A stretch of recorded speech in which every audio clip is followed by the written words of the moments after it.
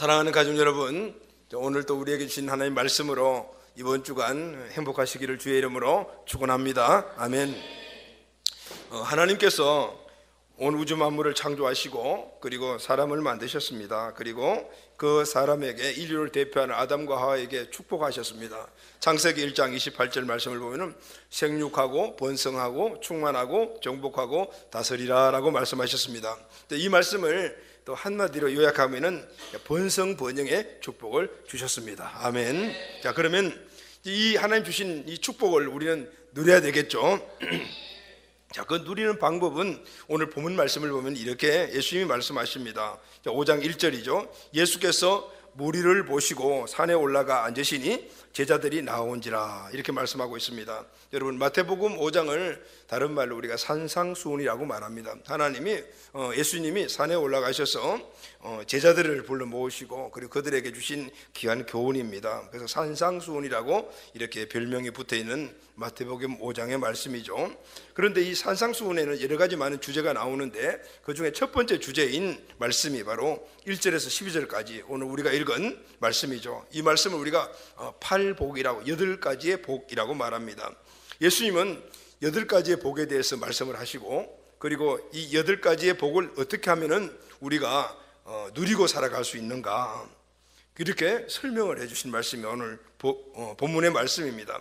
그리고 또 중요한 것은 이 8가지의 복을 말씀하시고 그리고 또 그 방법을 말씀하신 대상입니다. 누구에게 말씀하셨습니까? 제자들에게 말씀하셨습니다. 아멘. 오늘 1절 말씀을 보면은 예수께서 무리를 보시고 산에 올라가 앉으시니 이렇게 기록을 하고 있죠. 예수님을 따라다니는 사람들이 많았습니다. 무리라고 했으니까 수를 헤아릴 수 없을 정도로 많은 사람들이 예수님을 따라다니셨습니다. 그런데 오늘 이 핵심적인 하나님 주시는 이 하나님 나라의 천국의 이 축복의 말씀을 누구에게 주시냐면 모든 무리에게 주신 것이 아닙니다. 누구에게요? 제자들에게 주셨습니다. 여러분, 왜 제자들에게 주셨을까요? 하나님께서는 오늘 예수님을 통해서 하나님 나라의 가치와 그 축복을 모든 만국 만민 모든 사람들에게 나눠주기를 원하십니다. 할렐루야. 근데 그 역할을 감당하는 사람으로 제자를 세우신 것입니다. 그래서 제자는 바로 오늘 이 말씀대로 하나님 주신 축복을 먼저 받고 누리고 그것을 나눠주는 점. 그러면은 그 나눠주는 방법이 무엇이냐면은 바로 예수님이 제자들에게 하신 그 명령입니다. 지상 명령이죠. 너희는 예루살렘과 유다와 사마리아와 땅끝까지 복음을 증거하라. 그리고 그 복음을 받고 그리고 구원받은 자들을 제자로 세워라. 이것이 바로 축복을 받고 누리는 바로 하나님 예수 그리스도의 원리요 방법인 것입니다. 그래서 여러분, 제자는 먼저 주님 주시는 이 축복을 받고 누리고 이것을 나눠주는 사람인 줄로 믿습니다. 그것은 바로 복음 안에 있는 축복이다, 그 말씀입니다. 그래서 오늘 본문 말씀은 바로 그 하나님 주신 축복을 누리는 방법이 무엇인가를 예수님이 제자들을 통해서 그렇게 말씀을 해주고 있습니다. 자, 그러면 여러분, 오늘 하나님께서는 오늘 우리에게 많은 축복을 주셨습니다. 엄청난 축복을 주셨는데 그 축복을 우리가 바로 누려야 되겠죠. 그 누리는 것이 뭐냐면 바로 행복입니다. 그래서 여러분, 축복을 행복으로 누리게 만드는 방법이 뭔가 오늘 본문에서 이야기하는 예수님의 성품을 우리가 갖는 것이다라는, 하나님이 주신 축복을 행복으로 누리려면 내가 먼저 예수님의 성품을 가져야 한다는 것을 말씀해 주고 있습니다. 자, 그럼 여러분, 우리가 예수님의 성품을 가지기 위해서는 첫 번째 해야 될 일이 무엇인가 하면은 먼저 내 마음을 바꾸는 작업을 해야 합니다.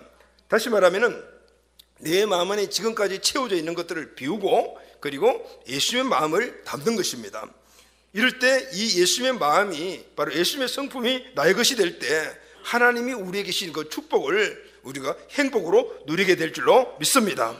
그래서 우리는 마음 바꾸는 작업을 해야 돼요. 예수님의 마음으로 바꿔야 합니다. 예수님의 마음이 내 마음이 되어야 합니다. 그렇다면은 여러분, 예수님의 마음은 그러면 어떤 마음일까요? 오늘 본문에 나오는 8가지로 우리에게 말씀을 하고 있습니다.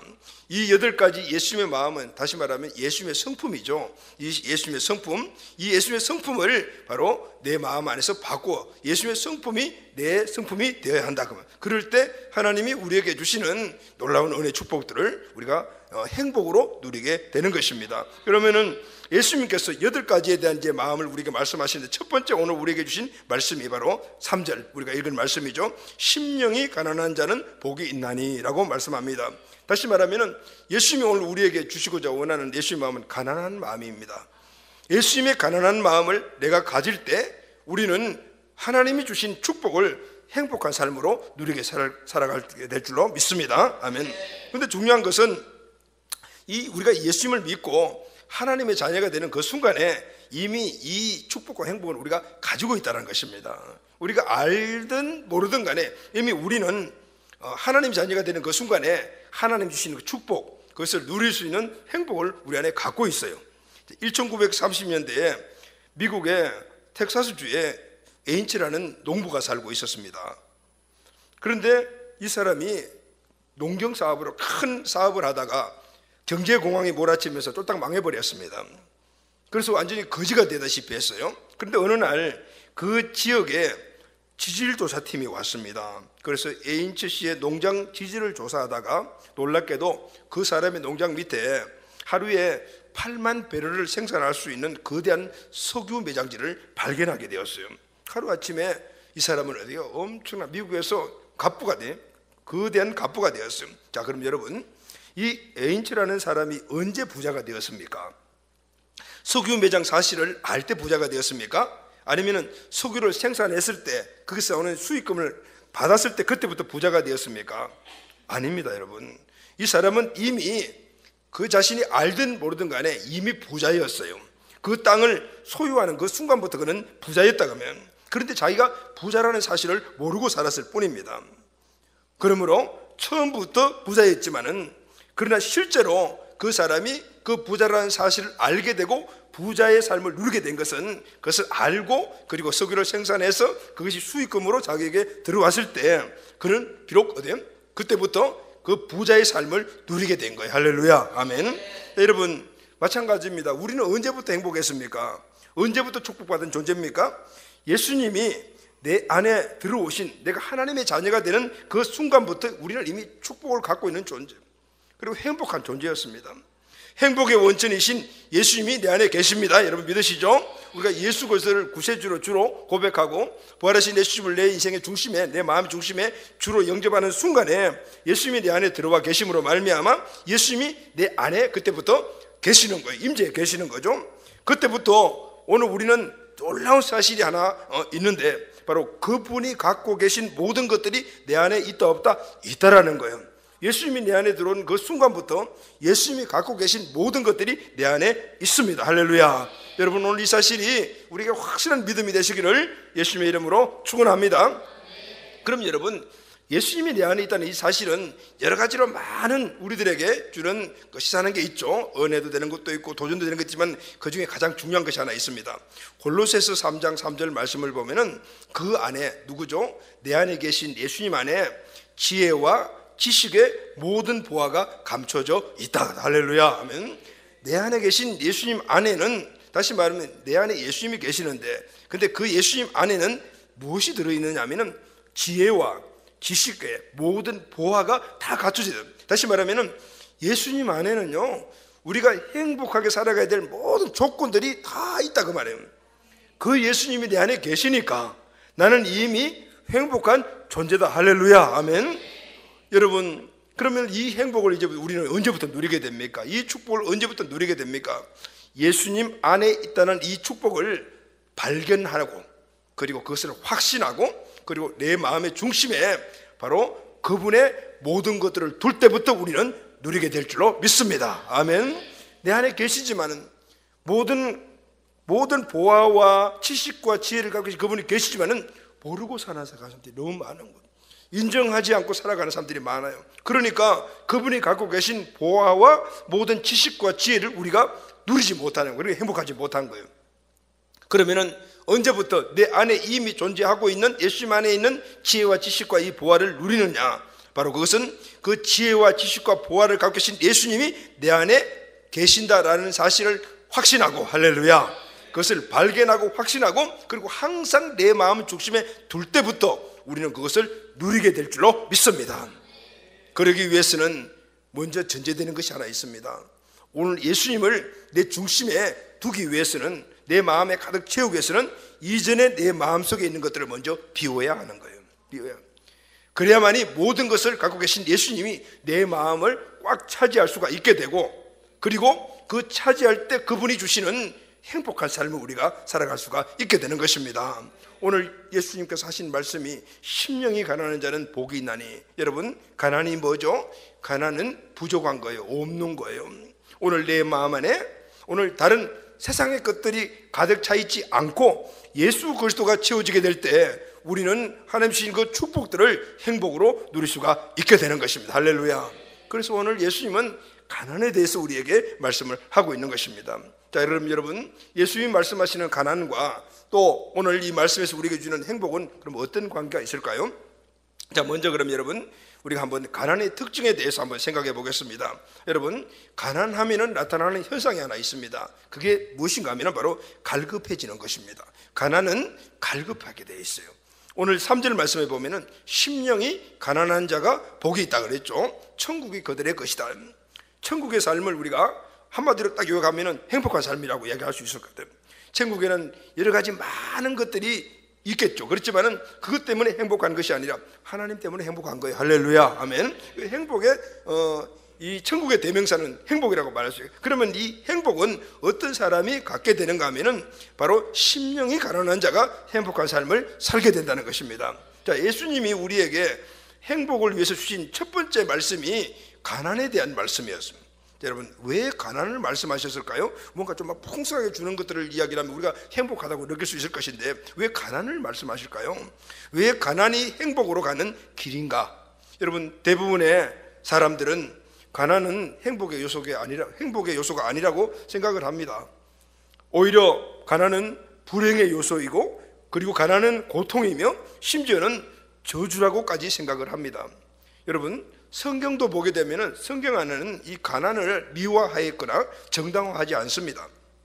그래서 여러분, 가난은 거룩한 것이 아닙니다. 가난 자체가 그래서 우리 신앙의 목표가 되면은 안 되는 겁니다. 가난은 그 자체로 보면은 덕이 아닙니다. 왜냐하면 하나님은요, 선하신 하나님이실 뿐만 아니라 모든 것들이 풍족하신 분이시기 때문입니다. 그분이 우리의 아버지십니다. 그래서 우리는 이 가난이 우리의 삶이 아니라 그 말이에요. 우리 아버지가 부유하신 분이신데 우리는 가난한 삶을 살아가는 존재가 아니다. 하나님은 우주 만물을 창조하시고, 그리고 하나님은 온 우주의 주인 되심을 우리가 믿습니다. 아멘. 하나님보다 더 부유하신 사람은 없어요. 부유한 존재가 없어요. 그런데 우리는 그분의 자녀예요. 아버지가 재벌인데 아들이 가난뱅이로 살아가면은 그것은 아버지의 기쁨이 되지를 못합니다.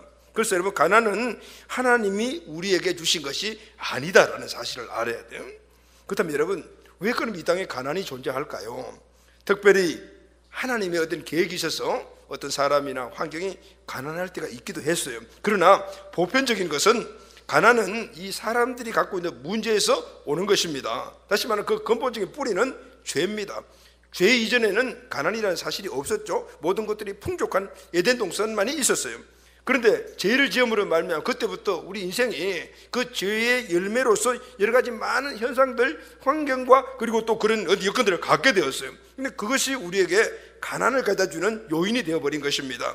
게으름과 불성실에서 가난이 올 수가 있고, 사람들 개개인이 갖고 있는 어떤 생각, 이런 것들이 문제가 원인이 되어 우리가 가난을 경험할 수가 있어요. 또 환경의 문제를 통해서 가난이 오기도 하지 않습니까? 그래서 여러분, 가난이라는 자체는 결국은 하나님이 주신 것이 아니기 때문에 우리가 자랑거리가 될 수가 없습니다. 이 가난은 항상 따라오는 것이 뭐죠? 부족함입니다. 결핍이 따라오죠. 부족함이 따라오는데 이 결핍과 부족함은 우리를 불편하게 합니다. 그리고 어떤 경우에 그 심하면은 고통을 동반하기도 합니다. 그런데 여러분, 오늘 본문에서 예수님이 이 가난을 말씀하시는데 이 가난은 우리가 보편적으로 생각하는 또 그런 가난이 아니에요. 오늘 이 본문에서 예수님이 말씀하신 심령이 가난한 자는, 이 가난이라는 이 단어의 원문이 뭐냐면은 푸트코스라는 이 헬라어를 사용했는데, 이 푸트코스라는 헬라어는 평범한 부족함이 아니고 전적으로 궁핍한 상태, 다시 말하면 거지처럼 구걸해야지 먹을 수 있는 상태, 자기의 힘이 아닌 전적으로 남의 도움을 의존하며 살아가는 이런 상태, 오늘 이 가난을 이야기를 하는 거예요. 푸트코스라는 단어가 바로 그런 뜻을 갖고 있어요. 이 말을 우리말로 옮기게 되면은 찢어지게 가난하다 이렇게 이야기할 수가 있어요. 찢어지게 가난하다, 우리가 그런 단어를 사용하잖아요.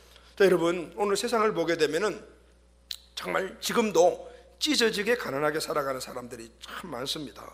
통계를 보니까요, 지금 전 세계의 인구들 가운데 12억이 극심한 가난 속에 살고 있는 절대 빈곤층이라고 합니다. 이 사람들은 하루에 1달러를 가지고 살아간대요.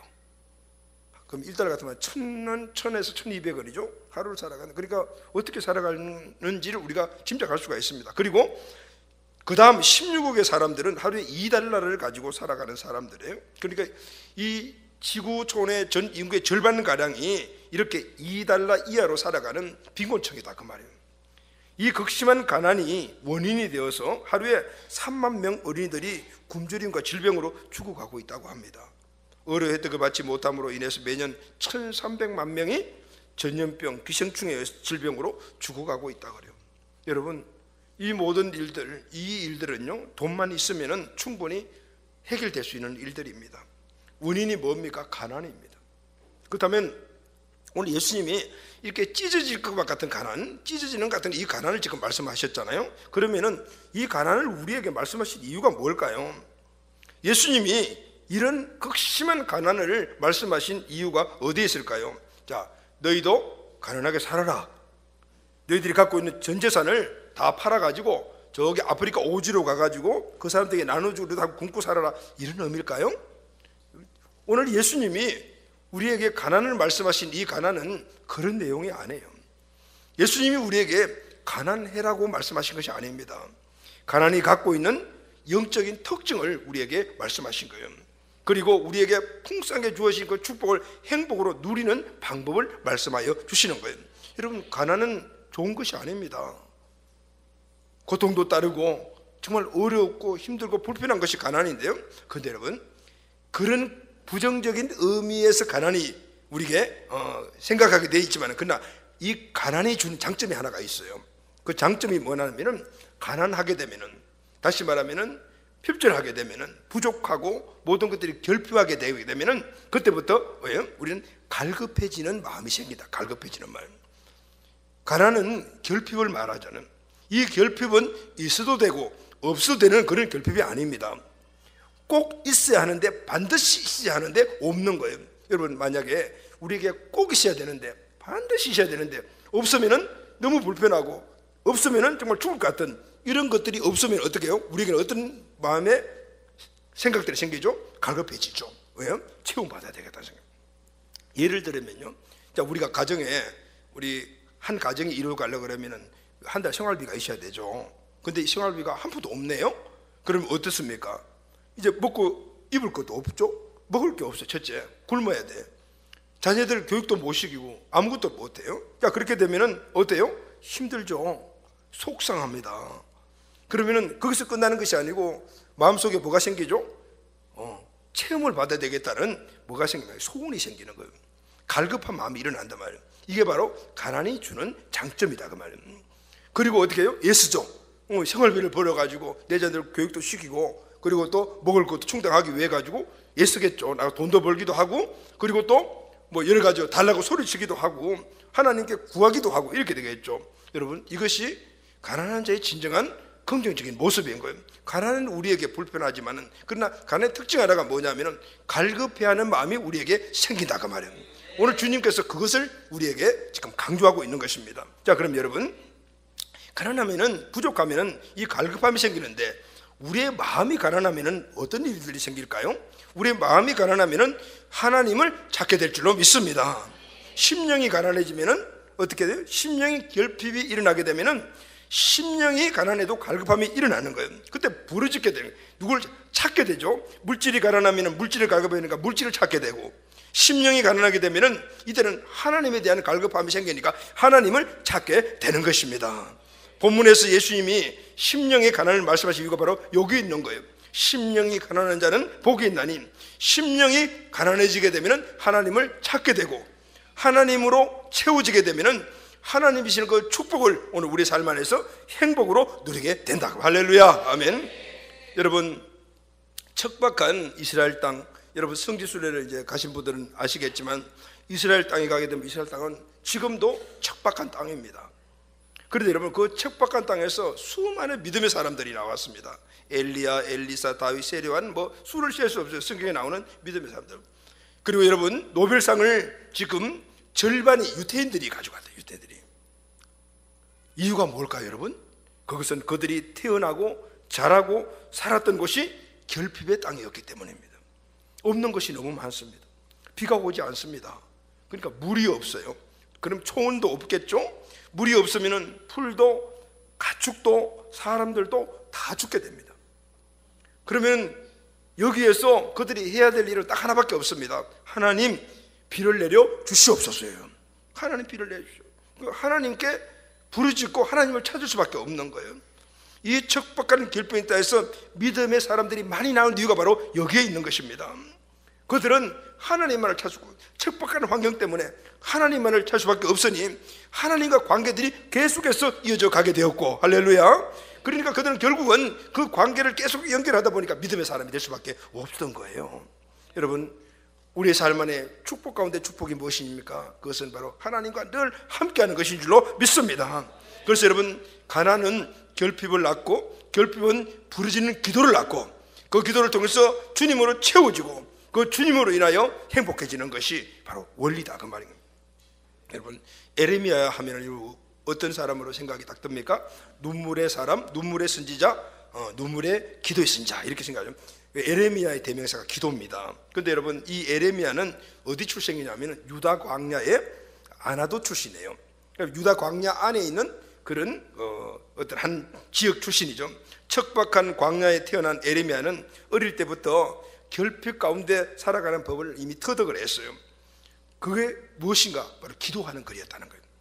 에레미야 14장 6절 말씀을 보면은요, 들의 암사슴은 새끼를 낳아도 풀이 없으므로 내어버리며 들나귀들은 자산 위에 서서 시랑같이 헐떡이며 풀이 없으므로 눈이 아득하여 하는도다, 이렇게 말합니다. 에레미야가 살던 그 광야가 어떤 곳이냐면 비가 오지 않아요.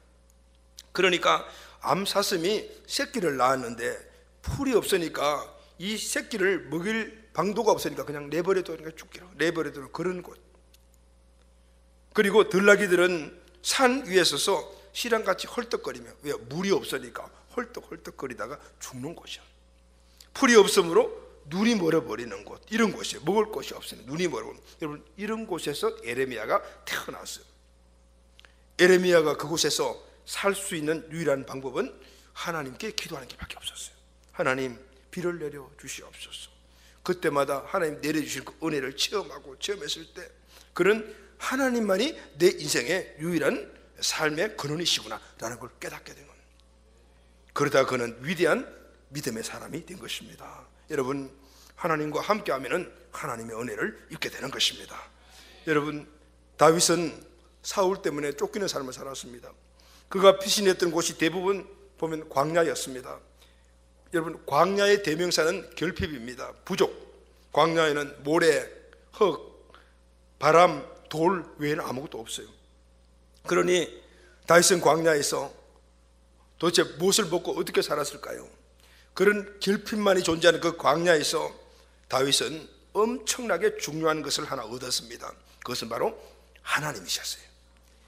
그래서 그는 이렇게 부르짖습니다. 시편 143편 6절 말씀을 보게 되면은 주를 향하여 손을 펴고 내 영혼이 마른 땅같이 주를 사모하나이다. 항상 주를 향하여 손을 펼 수밖에 없었다. 왜 그러냐면은 내 영혼이 마른 땅 같다. 여러분, 광야에 가보게 되면 땅들이 쭉쭉쭉 갈라져 가지고 완전히 다 뒤펴져 있어요. 비가 안 오면 그 땅이 항상 그 땅 그런 모습으로 있는 거예요. 풀도 날 수도 없는 거예요. 광야에 가면 풀도 없어요. 풀도 없고 그냥 흙, 모래밖에 없는 거예요. 사막하고 또 달라요. 다윗은 자기 심령이 그런 갈라진 그런 광야의 땅과 같다. 이 말라 비틀어지고 갈라진 내 심령을 채워주고 이것을 옥토로 만들어주는 것은 하나님밖에 없다는 사실을 광야에서 알게 되었다. 그런데 여러분, 그래서 다윗은 평생에 오직 주님만을 바라보는 삶을 살지 않았습니까? 만약에요, 다윗이 왕궁에서 살았다면, 걱정거리가 없는 왕궁에서 살았다면 이토록 하나님을 구구절절히 절실하게 그렇게 의지하며 살았을까요? 불가능합니다. 다윗이 쓴 그 주옥 같은 시편도, 그가 고백한 보석과 같은 신앙 고백도, 그가 부르짖는 위대한 기도도 다 척박한 땅 광야에서 있을 때 이루어진 것이었습니다. 광야가 그를 위대한 사람으로 만든 거예요. 그런데 여러분, 한번 역으로 한번 생각을 해 보도록 하겠습니다. 이스라엘 백성들이 애굽 땅에서 약 400년 이상 살았습니다. 그런데 성경에 보게 되면 이스라엘 백성들이 애굽 땅에서 400년 이상 살 때 거기에 걸출한 믿음의 위대한 인물이 나왔다는 얘기가 없어요. 왜 그랬을까요, 여러분? 왜 척박한 광야에서는 수많은 위대한 믿음의 사람들이 나왔는데 그 애굽에 그 430년 이상 살았던 그 땅에서는 왜 믿음의 위대한 사람들이 나왔다는 얘기가 없을까요? 이 딱 하나입니다. 가진 것이 너무 많았기 때문입니다. 이스라엘 백성들이 거주했던 이 고센 땅은 땅이 넓고, 그리고 애굽에 있는 땅들 중에서도 가장 땅이 비옥한 땅이었어요. 왜냐하면요, 1년에 산모자 가는 그런 땅을 갖고 있어요. 그래서 고센 땅 하면은 풍요의 땅의 대명사입니다. 결핍이 없으니까 뭐요? 부르짖는 사람이 나올 리가 없다, 그 말이죠.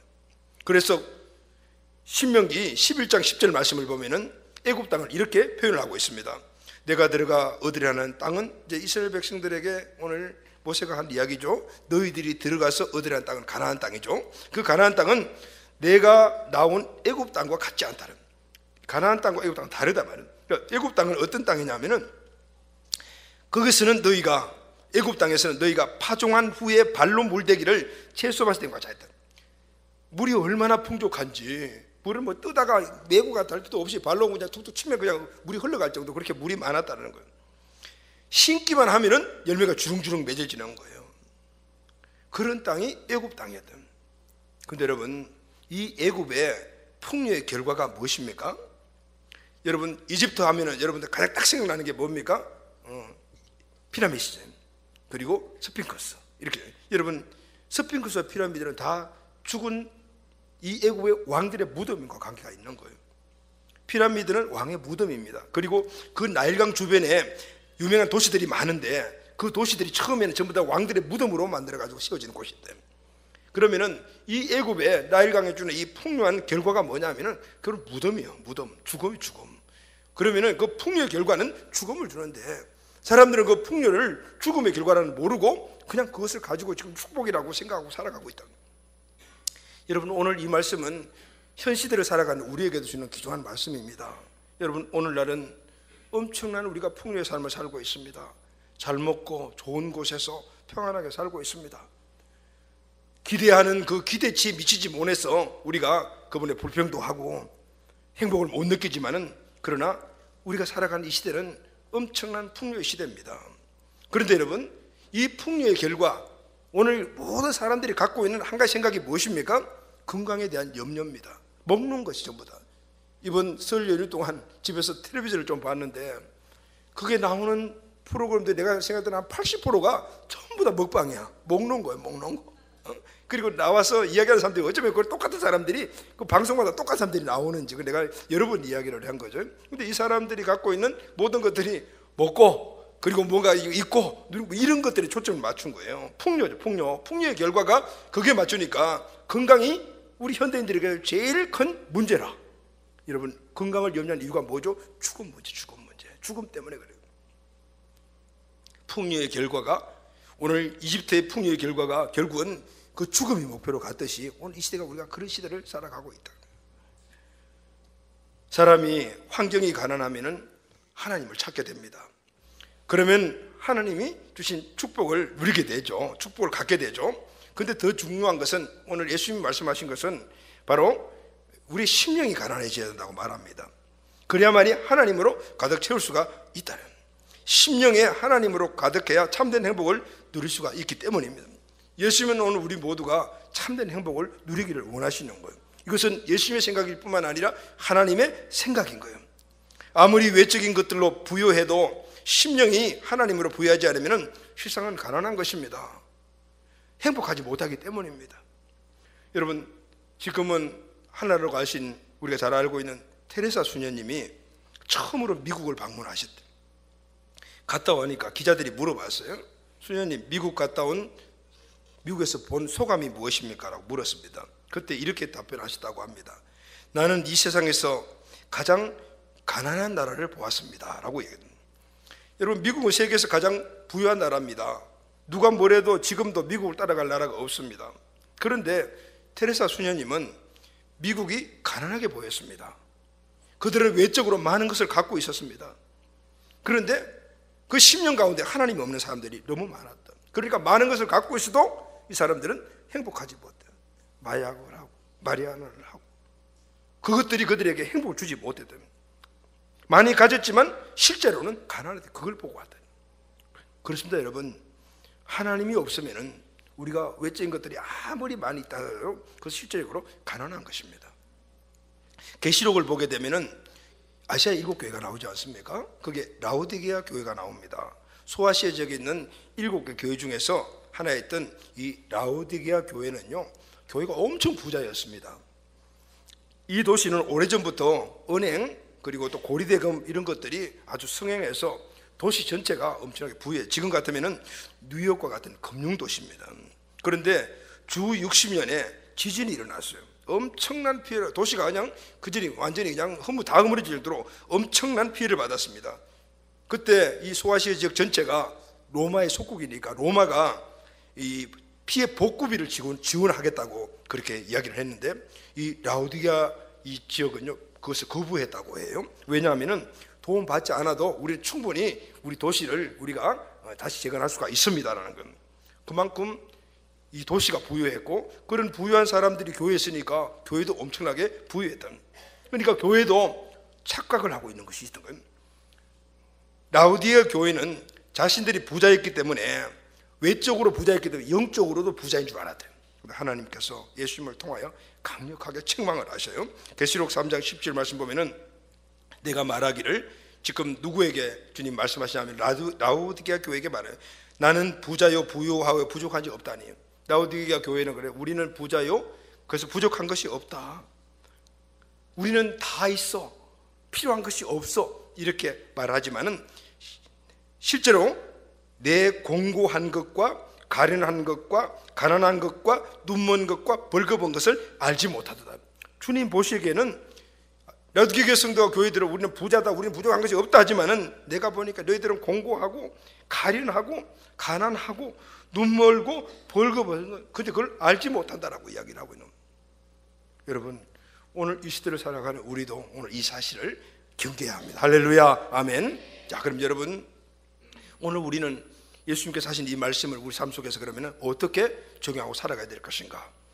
세상은 항상 모든 것들의 풍요함을 추구하고 있습니다. 물질적인 풍요를 요구하는 것, 세상의 가치입니다. 그러나 우리가 진정으로 추구해야 될 것이 무엇인가를 말씀해 주기, 물질이 아니다라는 것이죠. 경제 회복도 아니다라는. 여러분, 현실적으로 경제가 어려운 것은 정말 사실입니다. 그런데 여러분, 지금 우리가 경제적으로 어려운 것은 사실이지만은 조금 더 제도를 잘 만들고 열심히 노력하면은 점점 나아질 수가 있습니다. 완전 절망적인 것은 아니지 않습니까? 그리고 지금부터 40년 전, 50년, 제 10대나 20대 때와 지금의 삶을 비교해 보면은 하나도 어려운 것이 아닙니다. 하나님 내려주신 축복은 지금 엄청나게 우리는 부유한 삶을 살고 있는 거예요. 살고 있습니다. 그런데 많은 사람들이 행복하냐 하면은 행복하지 못하다라고 말합니다. 우리는 라오디게아 이 도시처럼 지진이 나도 원조받을 필요가 없는 나라입니다. 어렵다 해도 세계 경제 10위 안에 들어 있습니다. 우리가 그렇다면 이런 상태에서 우리가 더 갖기를 원한다라면 그것은 정말 내 삶 속에서 뭔가를 꼭 필요해서 더 갖기를 원하는 것이 아니라 욕심 때문일 경우가 많이 있는 것입니다. 그래서 많은 것을 갖고 그것이 우리에게 목표가 되니까 가져도 행복하지 않는 거예요. 풍족한 그런 삶이 진짜 있음에도 불구하고 행복하지 않는 거예요.